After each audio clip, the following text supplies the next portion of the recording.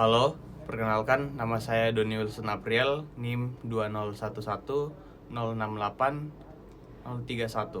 Saya Muhammad Fajrul Iksan dengan NIM 20110555031. Di sini kami akan mempresentasikan karya dokumenter kami yang berjudul Lokalitas Songko Tobone. Dan yang kedua, tokoh inspiratif Multasan Kamil, seniman Makassar yang mendunia. Lanjut saja ke yang pertama. Lokalitas daerah Songko Tobone dalam fotografi dokumenter. Indonesia adalah negara yang kaya akan keberagaman suku serta budaya. Salah satu suku di Indonesia adalah suku Bugis yang berasal dari Sulawesi Selatan. Banyak budaya yang unik dari suku Bugis ini. Salah satu adalah cara berpakaian. Para pria Bugis memiliki kebiasaan untuk menggunakan songkok reca atau biasa juga kita sebut dengan songkok tobone. Sejarahnya songkok tobone ini digunakan oleh orang Bone ketika terjadi peperangan antara orang Bone dan orang Toraja pada tahun 1683. Songkok digunakan sebagai tanda untuk membedakan mereka dengan pasukan Toraja. Jadi, bisa dikatakan kalau songkok tobone ini sebagai tanda kalau mereka itu pasukan Bone.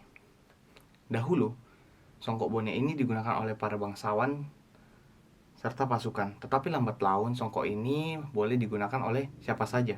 Namun tentunya ada perbedaan antara songkok yang digunakan oleh orang umum dan songkok yang digunakan oleh bangsawan.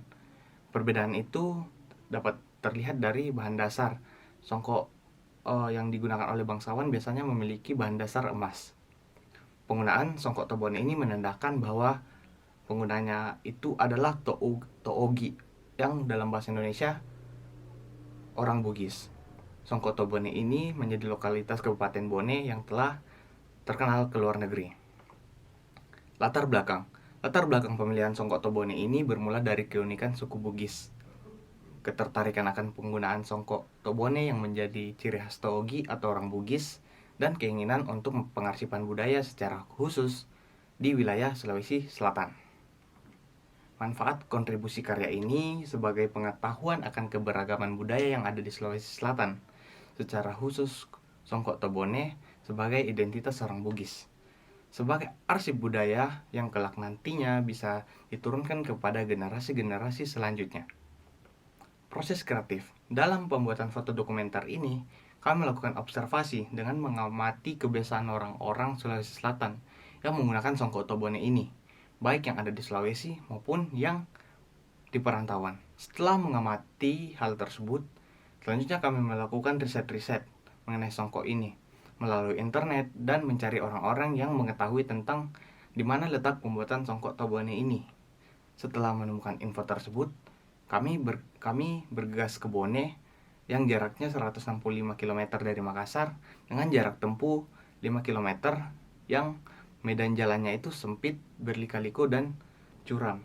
Setibanya di Watampone, hari pertama kami mengunjungi tempat pembuatan tersebut, sekaligus melakukan pendekatan terhadap objek yang akan kami potret dan meminta izin kalau kami akan melakukan pemotretan.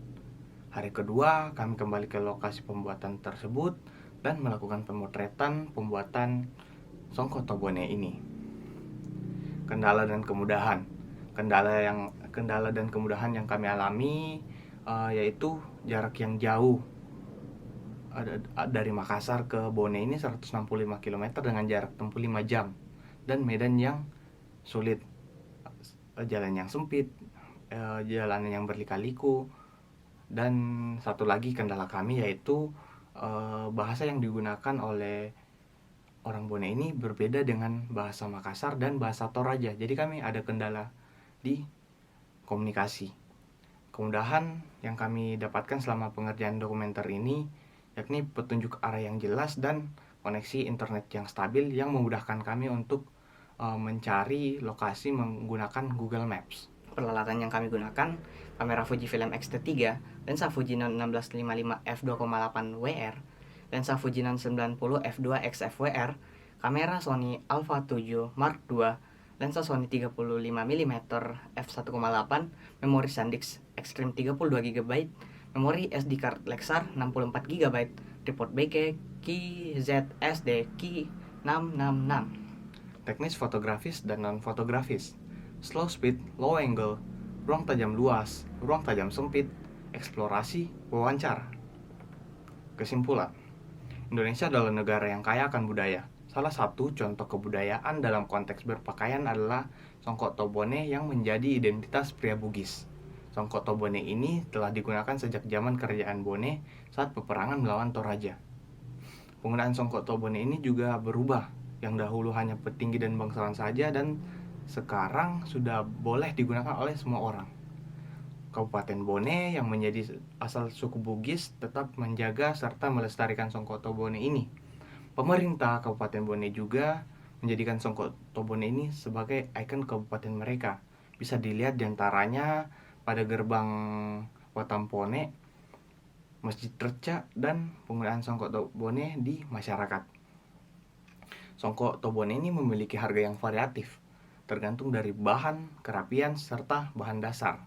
Jadi ada biasa yang menggunakan bahan dasar emas. Jadi semakin banyak emas yang digunakan maka semakin mahal. Para lelaki yang menggunakan songkok tobone ini menandakan dirinya itu adalah orang Bugis, baik yang di daerah maupun yang di perantauan. Hal ini menjadikan songkok tobone ini sebagai tanda kebesaran suku Bugis yang terpencar ke seluruh Nusantara dan di luar negeri. Contoh di luar negeri yaitu di negara tetangga kita, Malaysia. Ini adalah foto gerbang selamat datang di Watampone. Monumen kota kelahiran Yusuf Kala. Jadi dapat kita ketahui dari sini. Jadi Watampone ini adalah kota kelahiran presiden wakil presiden ke-10 dan wakil presiden ke-12 Muhammad Yusuf Kala, Arong Palaka. Arong Palaka adalah Sultan Bone yang ke-15 yang memimpin kerajaan Bone melakukan perlawanan atas penindasan dari kerajaan Goa. Masjid Songkoreca. Masjid Songkoreca yang pada bagian kubahnya menyerupai songkok reca atau songkok tobone. Masjid ini baru digunakan pada 2 April 2022. Masjid ini menjadi ikon baru bagi Kabupaten Bone karena mengangkat konsep terkait kearifan lokal. Pengrajin songkok tobone ini adalah Ibu Wati, 38 tahun, warga Desa Pacing, Kelurahan Macope, Kecamatan Awangpone, Kabupaten Bone. Wati adalah salah satu pengrajin songkok tobone yang saat menimba ilmu di sekolah dasar, ia telah membuat songkok tobone ini. Jadi kurang lebih 30 tahun lah Ibu Wati sudah membuat songkok tobone ini. Ini adalah lokasi pembuatan songkok tobone. Dalam kesehariannya, Wati dibantu ibunya Jumalah dan saudaranya Nurlela. Mereka setiap harinya menghabiskan waktu di bawah kolong rumah untuk membuat songkok tobone. Bahan dasar songkok tobone. Ini bahan dasar songkok tobone berasal dari serat pelepah daun lontar. Alat yang digunakan dalam pembuatan songkok tobone. Alat yang digunakan dalam pembuatan songkok tobone yakni as sareng, yaitu pola ukuran kepala yang terbuat dari kayu nangka. Terus ada plat besi. Paso ini yaitu tangkai besi yang digunakan untuk mengikat plat besi dan as sareng ini. Dan ada kuku tambahan yang terbuat dari plat besi tipis. Proses pembuatan songkok tobone. Proses pembuatan songkok tobone pertamanya dimulai dari bagian atas dianyam, terus ke bagian samping dianyam juga. Lalu kalau misalkan ingin diwarnai, ini direndam ke dalam lumpur kurang lebih 3 hari 2 malam. Setelah direndam di lumpur, diangkat lalu dijemur. Dalam pembuatan songkok tobone ini, satu songkok tobone dikerjakan dalam waktu kurang lebih sebulan. Songkok tobone ini adalah bentuk asli dari songkok tobone yang telah jadi. Yang membedakan harganya ini kerapian dan bahan dasar. Jadi pada foto kanan ini adalah bahan dasar yang terbuat dari emas, yang harganya itu berkisar 12,5 juta per sentimeter. Mahal kan? Ini adalah pemasaran songkok tobone. Jadi pemasaran songkok tobone ini telah dilakukan sampai keluar kabupaten. ada yang di pinggir jalan maupun ada yang dijual di dalam lemari kaca. Ini adalah bentuk penggunaan Songkok Tobone. Sekian dari Songkok Tobone. Terima kasih. Untuk tema selanjutnya, kami mengambil tokoh inspiratif, yaitu Multazam Kamil, seorang seniman mendunia dari kota Makassar. Multazam Kamil atau biasa disapa dengan Sam Kamil, lahir di Batu-Batu, Kabupaten Sopeng pada tanggal 5 Agustus 1969. Semasa kecilnya, ia menghabiskan waktu bermainnya di sekitaran pemandian air panas Lija dan sekitar Danau Tempe. Semasa kecilnya, Sam Kamil memiliki ketertarikan untuk mencoret di tanah maupun di pohon pisang. Pada saat pendidikan Sam Kamil di bangku SMA telah selesai, Sam Kamil berencana melanjutkan kuliah di kota Makassar, tepatnya di jurusan arsitektur Universitas Hasanuddin. Tetapi, ada beberapa faktor yang membuat Sam Kamil mengurungkan niatnya untuk berkuliah di Universitas Hasanuddin tersebut. Pada awal tahun 1990, Sam Kamil menuju Yogyakarta untuk memenuhi keinginannya yang ingin belajar melukis. Pada awal merantau ke Yogyakarta, Sam Kamil tinggal di sebuah rumah indekos di daerah Gampingan. Tanpa sengaja ia tinggal bersama mahasiswa seni rupa Institut Seni Indonesia Yogyakarta. Lingkungan yang sesuai dengan keinginannya membuat Sam Kamil mendaftar dan menjadi mahasiswa ISI Yogyakarta jurusan seni rupa pada tahun 1990. Rekan-rekan angkatan Sam Kamil membuat kelompok angkatan yang bernama Spirit 90 yang menurut Sam Kamil hal menjadi cikal bakal penamaan angkatan dan tradisi pameran angkatan di ISI Yogyakarta. Pada tahun 1994, rekan-rekan angkatan Sam Kamil membuat pameran yang luar biasa, pameran tugas kampus yang bertujuan untuk menjalin kekompakan rekan-rekan angkatannya. Pameran ini diadakan di UGM. Pada saat pameran berlangsung, di luar ekspektasi rekan-rekan Sam Kamil. Ada beberapa kolektor datang dan membeli karya-karya yang ada dalam pameran tersebut. Salah satu kolektor yang mengunjungi pameran tersebut dan membeli karya Sam Kamil adalah Bambang Nuryanto Rahmadi. Pameran ini terkenal dan dianggap sebagai kebangkitan seni lukis di Yogyakarta. Sam Kamil menyelesaikan studinya pada tahun 1997. Sam Kamil telah melakukan banyak pameran, salah satunya pameran tunggal pada tahun 2008 dan pameran-pameran lainnya.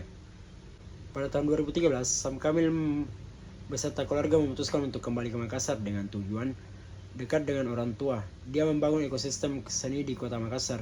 Di kesehariannya, Sam Kamil hidup sebagai seniman lukis dan penggiat seni di kota Makassar. Sam Kamil aktif dalam kegiatan di seni di kota Makassar dan aktif dalam melakukan kegiatan terapi seni terhadap penyintas autisme.